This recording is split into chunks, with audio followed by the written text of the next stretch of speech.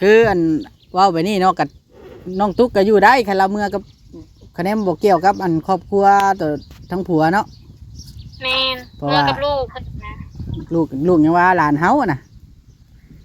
แม่นในไรก็แพงอยู่แล้วหลานตัวเองเนาะแพงเออนี่แหละคือจุดประสงค์ของผู้ใหญ่ก็ชื่อไว้เป็นมุ่นมั่งถังขยะของพระเจ้าแต่กี้ช่วยเรือก็ย้อนพระเจ้าไปอยู่หันเพิ่นจังเฮ็ดเฮือนเฮ็ดชานให้เนาะแม่นอะไรแล้วบัดนี้ในเมื่ออยู่บ่ได้แล้วเพิ่นก็สิยกย้ายใช้สอยกลับมาอยู่บ่อนเก่าเพิ่นก็สิซ่อมให้ดีกว่าเก่าถ้าได้ขายตาม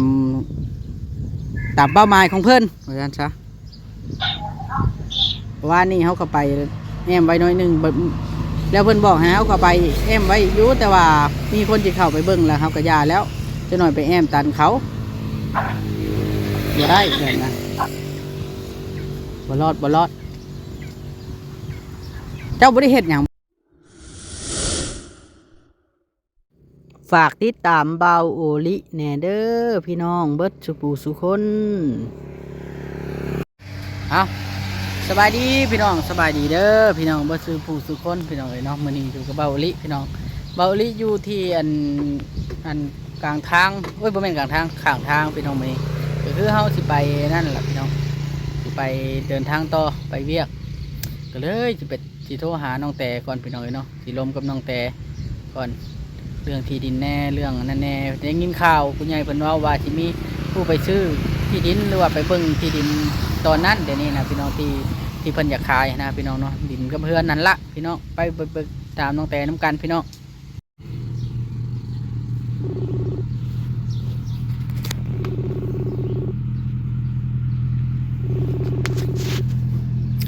สบายดีน้องกระแตเลยจะนอนบ่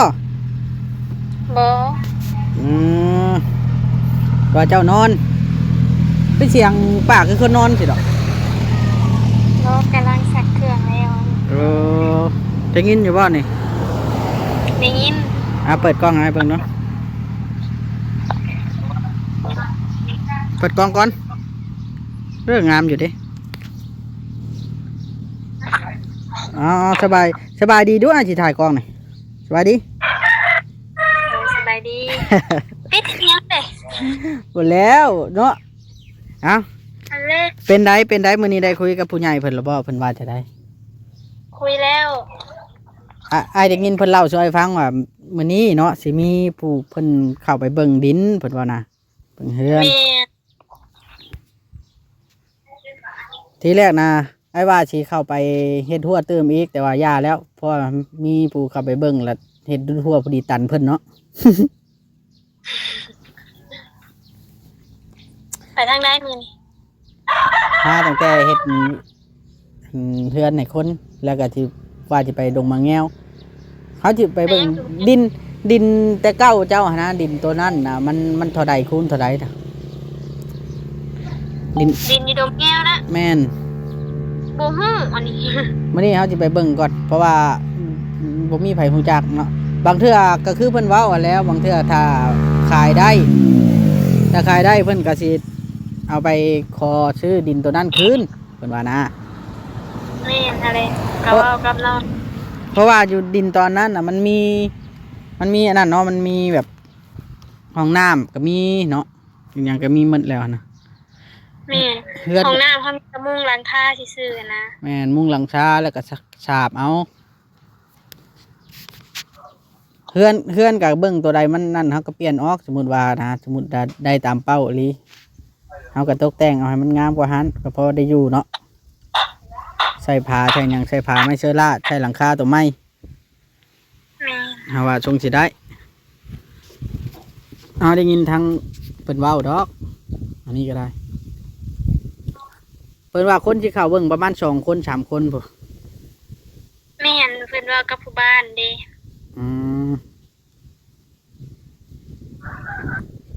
เป็นได้เจ้าคิดเห็นอะไรกันไปอยู่บ้านดงมะแง้วคืนดีใจปะก็อยู่หันเลยเพราะว่าน้องก็อยากได้ดินเก่านะมาหั่นนะมันแปลว่ามีความผูกพันบ่หรือว่าจะได้แม่นมันแบบตอนเมื่อยังบ่อยากขายแส แต่ว่ามันไปตัดสินใจจำเป็นกับพ่อแน่เนาะตอนนั้นเนาะ แม่น จากอะไรพ่อจากอะไรพี่น้องมันอยากให้เฮ็ดบุญหาแม่เนาะมันเฮิงเติบได้หลังจากที่แม่เจ้าเสียเจ้าจังเฮ็ดก็ได้ แม่นอะไรแม่นว่าอันนั้นอีกก็ยังบ่ได้จบเลยนะแม่นน้องได้เงินได้หยังน้องยังเช็ดให้ใหม่อยู่ เฮ็ดบ่ได้แล้วสังฆทานบ่ แม่นี่สังฆทานบัดนี้เพราะว่าเฮ็ดกินนี่รูปแบบมันบ่คักหันนะ เฮ็ดบุญนี่แบบบุญอันนั้นบ่อ้ายก็ถามแบบศาสนานั้นบ่ แม่นศาสนาคริสต์ อ้ายบ่เข้าใจดอกตัวนั้น ศาสนาคริสต์เพราะว่าเอาเฮ็ดกินนี่นะมันบ่คักบ่แน่หันนะจังมัน ว่าเฮ็ดให้ใหม่เฮ็ดน้อยก็อย่ามันก็ได้มาเฮ็ดให้มันคักให้มันตามพิธีเพิ่นเนาะ แม่นกินนี่นะมันบ่ได้มีหยังเลยนะคุณแม่เพิ่นก็ไปลงไปสวดอีหยัง เอา เฮ็ดกิจพาดบัดนี้เฮ็ดสังฆทานอยู่แบบเฮ็ดผ้าเข้าหั่นนะ โอ้ดีน้องแต่พังเบิ่งตั้งรักปักฐานได้พุ่นแล้วตัวน่ะคัน แม่นใจ คันขายเฮือนขายซ่านขายดินขายดอนได้กับมาเจ้ามีโอกาสมาอยู่ก็ดีบาดนี้อยู่กับพี่กับน้องหลายคนเนาะอยู่พี่เนาะบ้านตัวเองหมู่คู่ก็อยู่บ้านนี้เบิด บ่เอาหลีได้ซะบ่เมื่ออยู่บ่คือว่าซื้อดินไว้เลย บ่อยู่ดอกข่อยหั่นน่ะ บ่ได้อยู่เด้แปลว่าเพิ่นชื่อ แต่ก่อนน่ะเพิ่นชื่อไว้อันนั้นไว้ให้น้องทุทีไว้ให้ลูกของเฮาว่าสิอันนั้นอยู่หลังถ้ามีโอกาส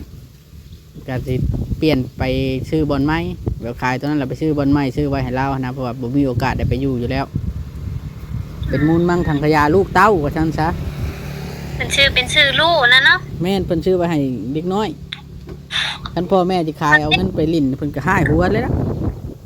ถ้าแม่นว่าคายเลยไปซื้อวังใหม่นะได้เนาะ แม่นคันขายแล้วไปซื้อวางไม้แล้วเป็นมูลมั่งมรดกของลูกนะแต่ว่าเมื่อซื้ออยู่บ้าน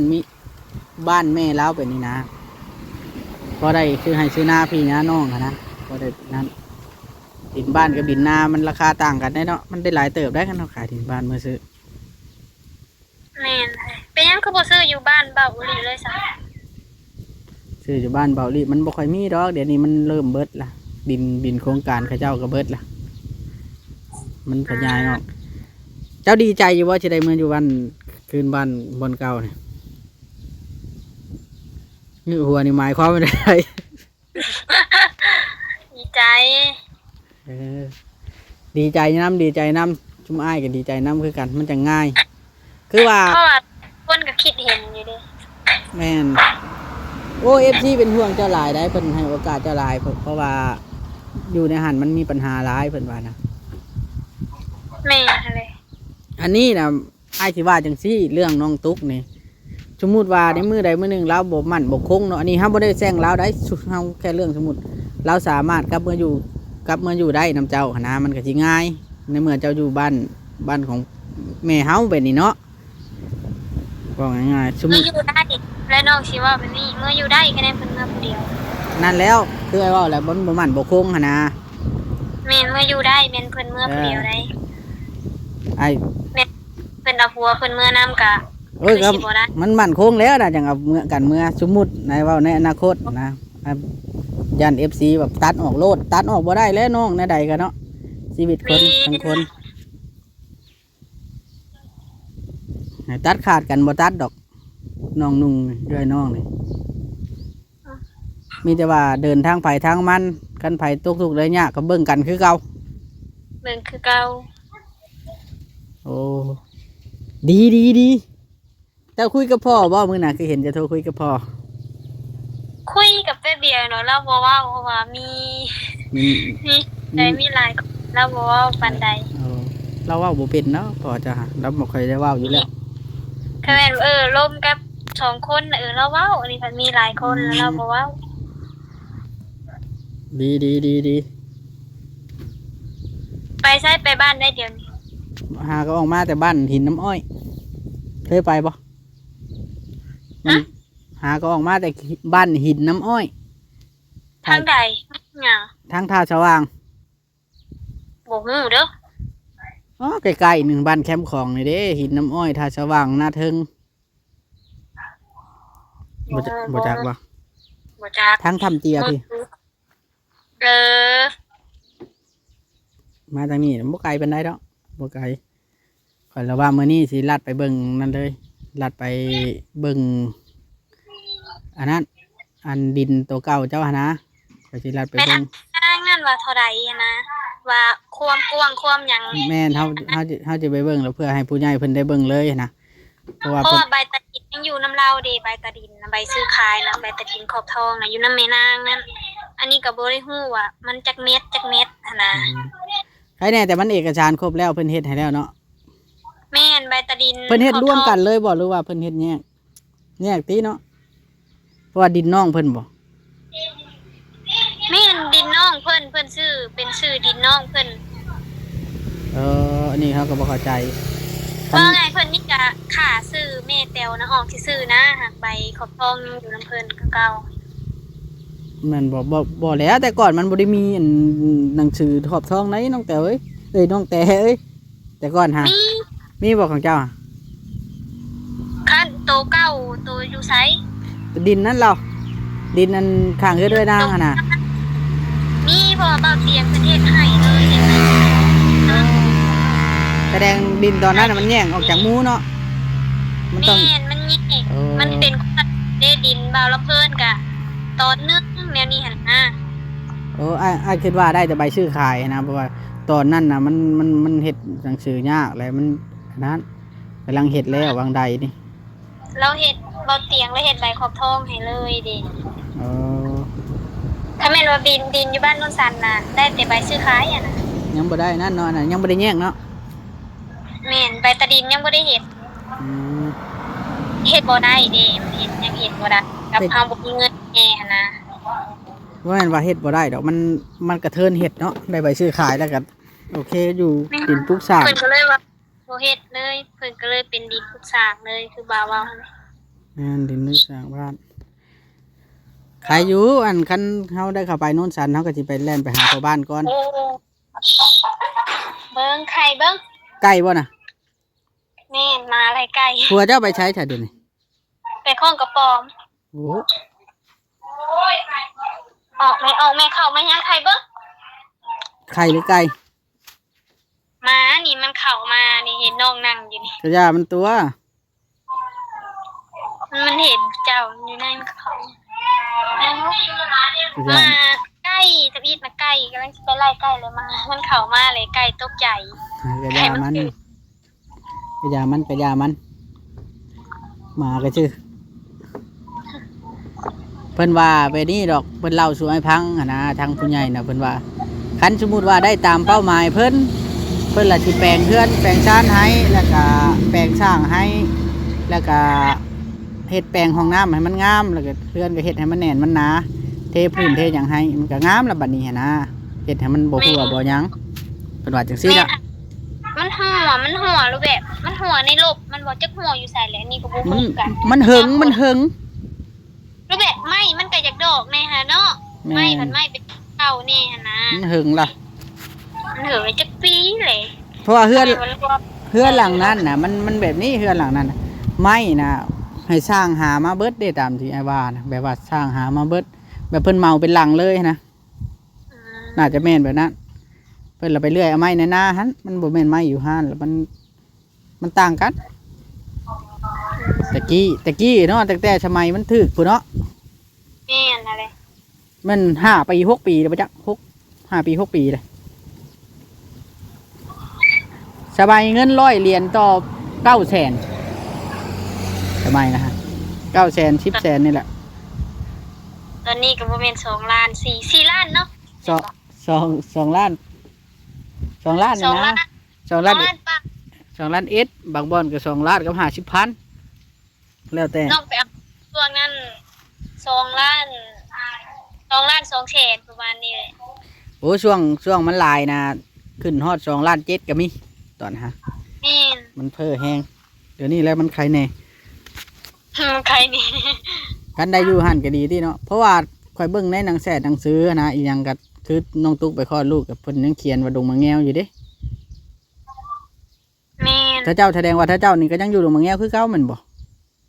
น้องมีกะย้ายไปบ้านนุ่นสันซื้อมีกะคาแม่นว่าน้องไปซื้ออยู่ ซื้อดินดอกมะแงวคืนเนาะแบบอันนั้น บ่ น่ะ ย้าย นะ คืนบ่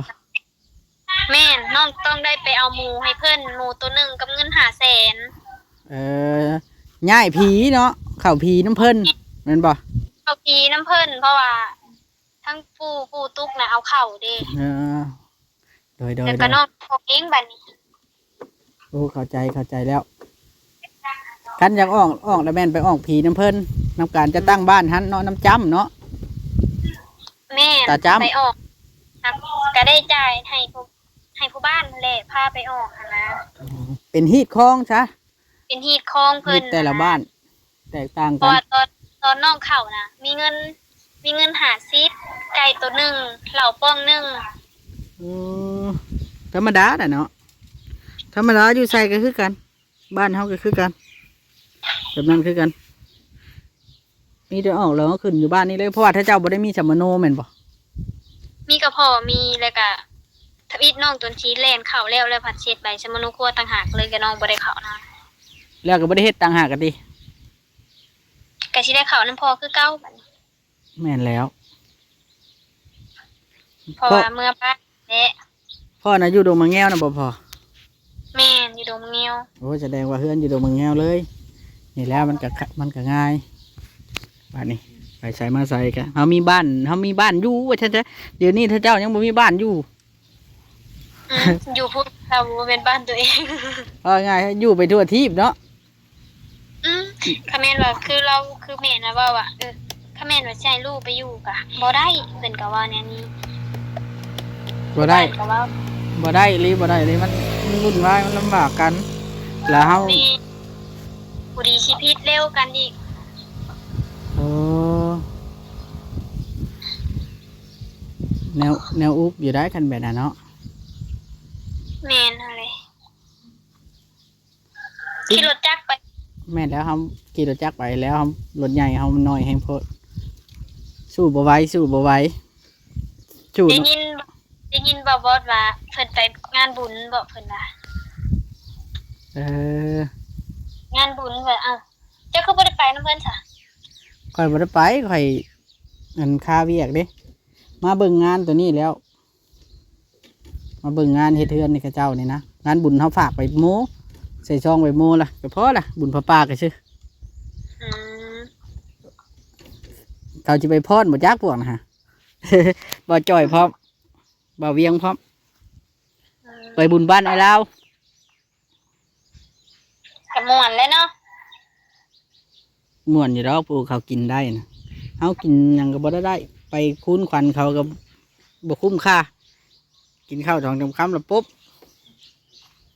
คุ้มเลยซั่นน่ะ เอาน้องแต่ดีอยู่สู่ไปเบิ่งไปเรื่อยๆดีบ่ดีผัวเจ้าเราสิมาอยู่นำบ่สมมุติมาอยู่นะ อะไร ถ้าถามเขาเองอันนี้